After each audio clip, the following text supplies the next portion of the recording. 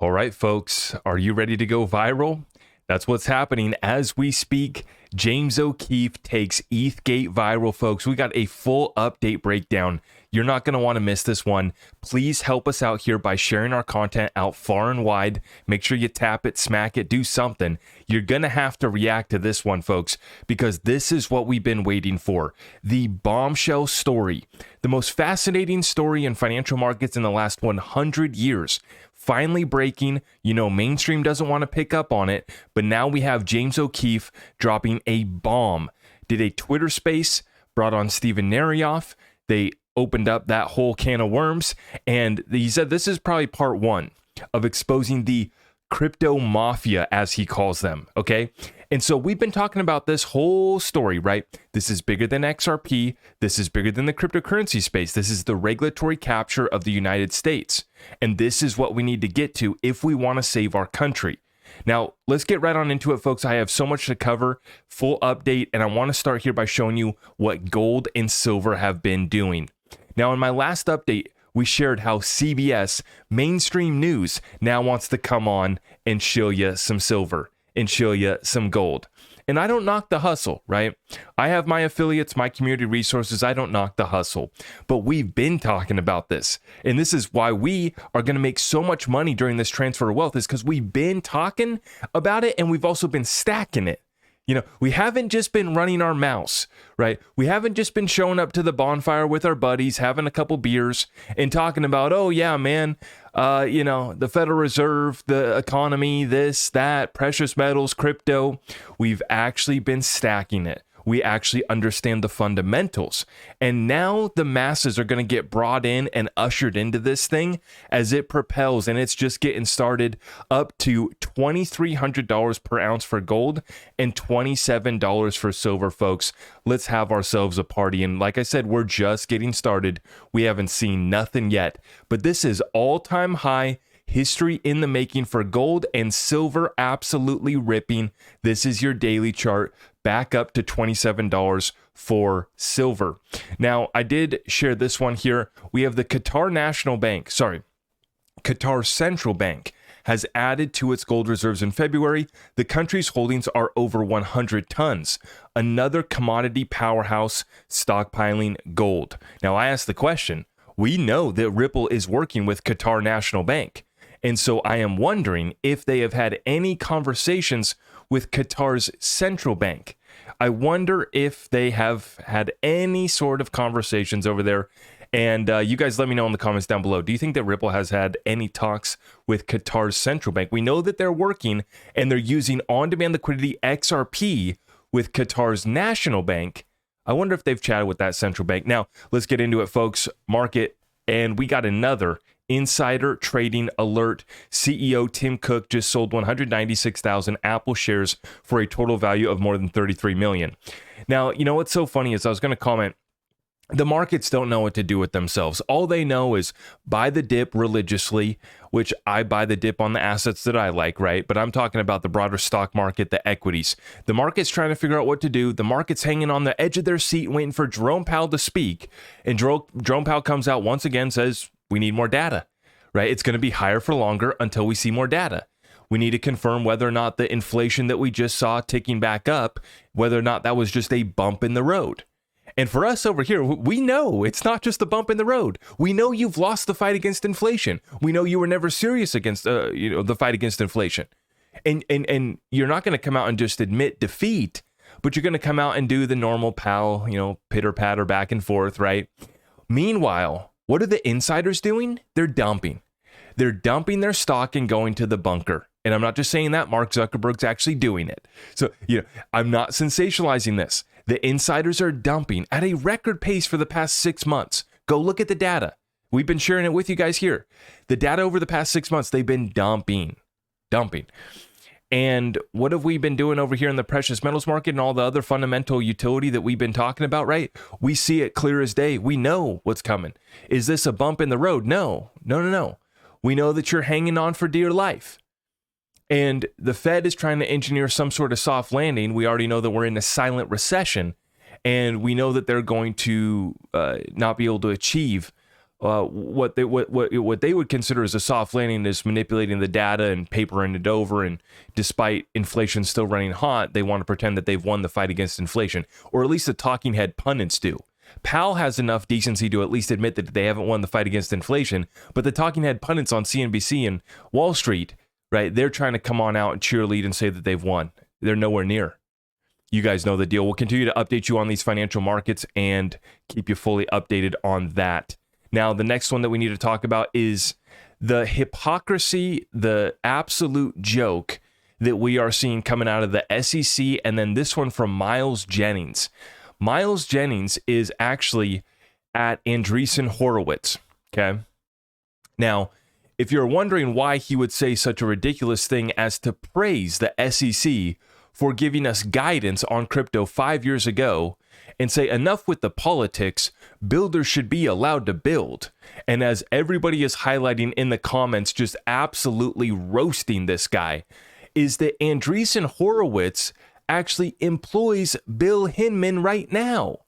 So if you're scratching your head wondering why Billy Boy Hinman is getting praised and why Miles Jennings would say Bill Hinman has done more to save this industry from both grifters and overzealous regulators than any other human, he courageously mapped out a thoughtful and intellectually honest pathway. What? Intellectually honest pathway? To give a free pass to a platform, a token factory of fraud? Is that the intellectually honest pathway that you speak of? For the technology to exist under U.S. securities laws, and that pathway continues to be the only legitimate one for projects to follow? What are you talking about? Nobody has clarity besides those who have won in the courts, which would be Ripple and XRP, of course. But as Crypto Law here is saying, the general counsel for Andreessen Horowitz, which employs Will Hinman, that's William Hinman, Bill Hinman, is whining about the lack of constructive guidance on crypto from the SEC. Where do we begin, folks? And you guys already know the deal. This is John Deaton's law firm, and I have John Deaton, his website, posted up in the description of all my videos if you're looking to go support John. I appreciate him for calling it out. Now, here we have Stuart Alderati calling out SEC's Gerber Grewal, criticizes crypto industry's non-compliance, creative attempts to avoid rules. Stu responds, Director Grewal says the crypto enforcement unit acts with integrity but ignores the debt box sanctions for, quote, gross abuse of power, the Ripple judge's admonishment for lack of faithful allegiance to the law, and the arbitrary and capricious finding in the Grayscale case. On the substance, he cites one portion of the Ripple ruling but ignores that the SEC lost or gave up on most of its claims in the case, including the court's rejections of the SEC's assertion that XRP was in and of itself a security. Now, somebody should probably let a couple of those little guys on Twitter, a couple of those Twitter talking heads know that still want to argue whether or not XRP is a security when the SEC themselves forfeit that fight. Right? They filed interlocutory appeal, but not on that. They went after the programmatic sales to exchanges. They didn't actually file an interlocutory appeal on XRP in and of itself not being a security. They've already given up on that. Now, can they appeal? Of course. Now, what are they going for? $2 billion? And according to J-Dub Verrett here, J-Dub Verrett, the SEC typically collects 11% of unregistered sales claims. But in the Ripple case, they want 300%. This is what abuse of power looks like. And remember why they say that Ripple needs to get hit so hard, right? It's because Ripple's been so damn successful. And they hate us because they ain't us. XRP is the only digital asset with clarity that it's not a security. Despite what Miles Jennings wants to praise Bill Hinman and roll out the red carpet for Bill Hinman, right? And we got Director Grewal from the SEC, and we got others. Hester Pierce is the only one that will go up to that podium and actually criticize the SEC. But we are so far past the point of giving speeches. We're so far past the point of writing mean letters from Congress, right? We need subpoenas filed. We have an Office of Inspector General investigation that is concluding into Bill Hinman and other ethic violations. That's part of what Empower USA has been doing. And now is not the time that we're going to give up the fight. We're only going to apply more pressure. Even after the SEC versus Ripple lawsuit ends, we're not done with this fight. Now let's continue on here, folks. What we're seeing now, 7 central banks in the Bank of International Settlements project Agora to tokenize cross-border payments. So they continue building. We have Bank of France for the Euro system, Bank of Japan, Bank of Korea, Bank of Mexico, Swiss National Bank, Bank of England, and the Federal Reserve Bank of New York. Bank of Japan, I'm glad to see they're participating. They better figure it out as we're continuing to watch over there in Bank of Japan, that credit event unfolding. Now, this one, folks, speaks volumes. What I'm about to show you next, you're not going to believe this, folks. I'm going to show you this one, and then we're going to talk about James O'Keefe taking ETHGate viral. But, folks, remember what these guys want to say, right? XRP is going nowhere. No banks are using it. Swift is creating their own product. Swift is creating GPI. They don't need XRP. Well, what's actually the truth? Just like with the Bank of International Settlements, the project that I just mentioned, where they're actually looking for participation from the private enterprises and institutions. They actually want help from the private market.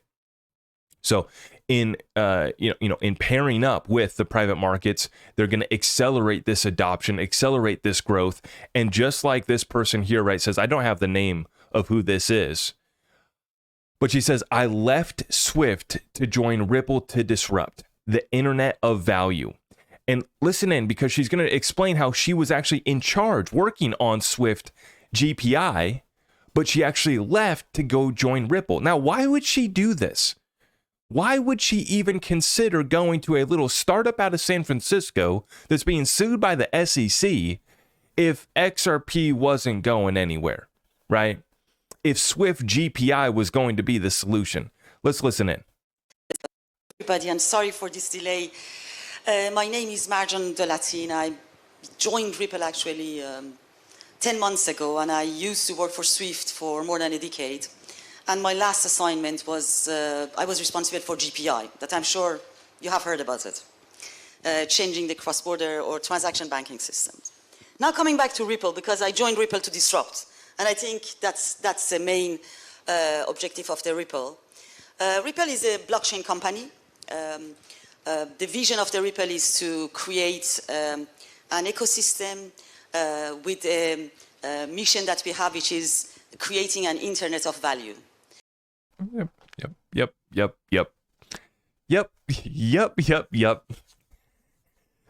Working at Swift for 10 years. Guys, this isn't a game. This is not just some little startup out of San Francisco that's playing around. And XRP is not just some token that they are dumping, that's not going to go anywhere, not going to be used. Consider this, folks. How is that possible? That Rosie Rios would leave the treasury to join the board of directors at Ripple. That all of the other big hitters and all-stars on the team at Ripple would leave their positions within traditional financial world to come to Ripple to disrupt, to create this internet of value, which is what we all want, is just that level playing field, internet of value. But they had to come in, they had to stall us up, they had to try to stop us, and they wanted to absolutely complete regulatory capture. Now, you guys already know the deal. We've been talking about this for a while. A lot of folks still confused on the facts. Remember what this is about. ETHGate is 3 parts for me. And I'm just speaking for myself as an American. First part of ETHGate is the damages done to the XRP community, right? We were picking winners and losers. Bill Hinman chose Ethereum, and then him and his buddies turned around and sued Ripple. So the first part of ETHGate is the damages done to the XRP community and Ripple. The second part is the profit that they made from the Ethereum free pass.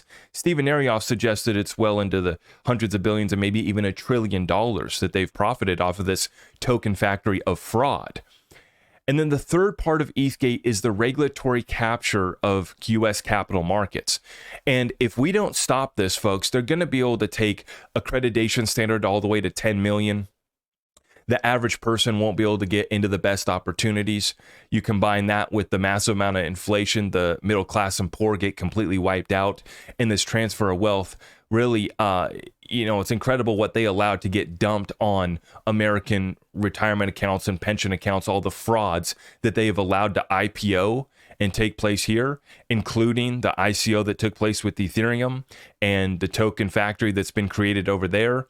And the SEC really has only gone after a handful of companies in a major way. I mean, they're going after some of these fraudsters, but they're allowing the big ones to run right under their nose. In fact, they're meeting with them. And look at Sam Bankman-Fried if you want a case in point example of that. And so, folks, what we have here is James O'Keefe just took this story viral. Exposing the Crypto Mafia Part 1 Ethereum. Exploring allegations U.S. government agencies attempted to silence whistleblower and monopolize crypto, ETHGate. So we have James O'Keefe dropping the hashtag ETHGate. Folks, it's happening. Okay, a lot of folks didn't understand what we were doing. They don't understand what this is about. They're outside the United States, so they don't care. Well, unfortunately, for people outside the United States, you are still being impacted by the SEC. If you're an XRP holder, the damages have been felt worldwide. And so he goes on to explain this story, what they're talking about here. And then he dropped this video, which is a 17-minute video. I have not watched this video yet, but I listened to the space that he had where he brought Steven Narioff on. He allowed him to tell his story with his lawyer. And folks, this is just the start. We got the XRP Unleashed documentary as well. It's an absolute honor to be a part of that. And I think that we're going to see incredible appearances from John Deaton. And we're also going to see Steven Narioff exposing his story in this. So we're going to be able to tie this whole thing together and just show simply how the XRP story is one of, good people, honest people, just fighting for a level playing field. We were attacked, though. So we had to put up a defense. And what happened in that defense is that we started to dig, and then we found the greatest financial fraud that's ever been perpetuated on humanity. And this is what we're going to continue to expose, folks. I appreciate all of you guys for helping me out. You guys already know the deal. Get the website back up over there. All of our community resources for precious metals, exchanges, wallets. If you're looking to join our private community, it can all be accessed at my website, zachrector.com. And if you guys can do me a big favor, please help me by sharing out this video far and wide. And we really do like it when you smash it, tap it, hit that thumbs up for us as you exit this video, and we will see you guys in the next one. Let's continue this fight. We are winning, and I'm going to tell you right now, they wanted to silence us. They wanted us to shut up.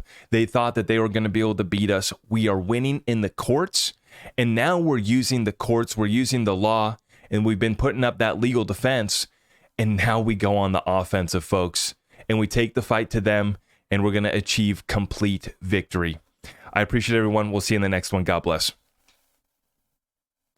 I am your host, Zach Rector. I really appreciate all of the love and support. If you want to support the channel, just remember that you can start by smashing that thumbs up for me, sharing this content far and wide, and everything else is at my website.